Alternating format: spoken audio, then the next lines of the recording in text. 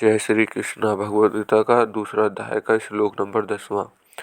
तमुवाच हृषीकेशः पृष्ठशत्रुवा भारत सैन्ययोरुपरि भरो मध्ये विषीदन्ति बचे।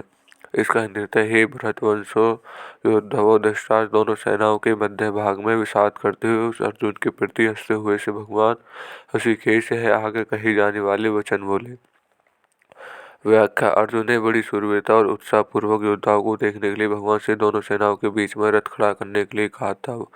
अब वहीं पर अर्थात दोनों सेनाओं के बीच में अर्जुन विषादमग्न हो गए। वास्तव में यह होना यह चाहिए था कि जिस उद्देश्य से वो आए थे उस उद्देश्य के अनुसार युद्ध के लिए खड़े हो जाते, परंतु उस उद्देश्य को छोड़कर अर्जुन चिंता शोक में फंस गए हैं। तब दोनों सेनाओं के बीच में ही भगवान शुक्रमग्न अर्जुन को उपदेश देना आरंभ करते हैं।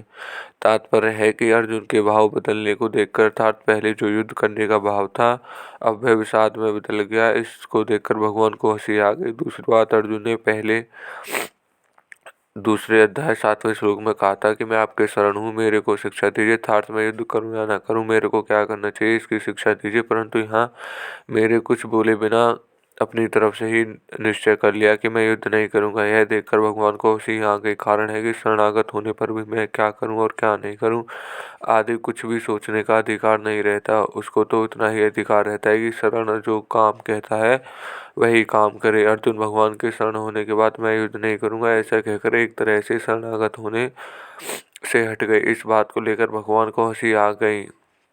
इसका तात्पर्य है कि जो जोर से हंसी आने पर भगवान मुस्कुराते हुए भी बोले। अब अर्जुन ने यह कह दिया कि मैं युद्ध नहीं करूंगा, जब भगवान को यही कह देना चाहिए था कि जैसी तेरी मर्जी आई वैसा कर। परंतु भगवान ने यही समझा कि मनुष्य जब चिंता शोक से विकल हो जाता है तब वह अपने कर्तव्य का निर्णय ना सकने से कारण कुछ भी बोल उठता है। यही दशा अर्जुन की हो रही है।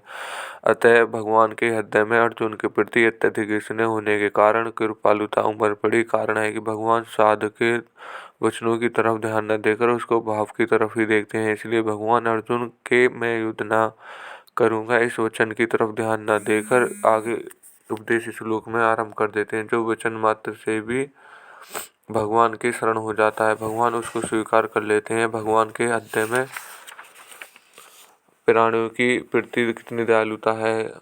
ऋषिकेश कहने का तात्पर्य भगवान अंतर्यामी अर्थात प्राणियों के भीतरी भावों को जानने वाले हैं। भगवान अर्जुन के भीतरी भावों को जानते हैं कि अभी तो कौटुंबिक मोह के वेग के कारण और राज्य मिलने से अपना शौक मिटता न दिखने के कारण यह कह रहा है कि मैं युद्ध नहीं करूंगा। परंतु जब उसे अपना स्वयं चेत होगा तब यह बात ठहरेगी नहीं और मैं जैसा कहूँगा वैसा ही यह करेगा।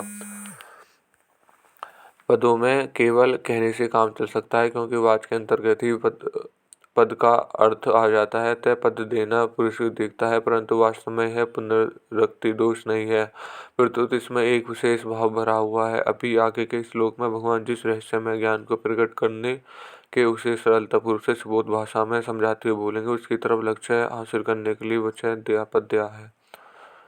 परिशिष्ट भाव। धर्म भूमि कुरुक्षेत्र एक भाग में कौरव सेना खड़ी है और दूसरे में भाग पांडव सेना। दोनों सेनाओं के मध्य भाग में श्रेष्ठ गुणों से युक्त एक महारथ खड़ा है।